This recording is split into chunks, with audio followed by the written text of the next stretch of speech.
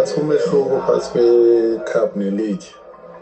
It's i-league i-marathon. So uyazi ukuthi even if ungenza iphutha manje usanga-recover.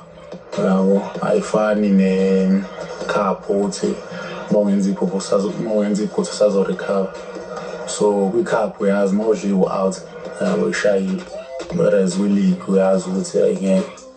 Even if ngenza iphutha manje sanigame ezayo futhi. Yabo, so umehluko mina ngibona ula.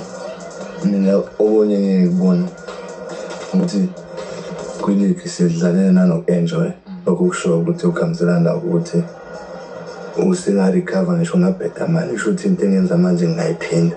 Kanti lapha kudlalela imali nje siyafa kuphela. Enjoy imidlalo. Inkinga imali inkinga.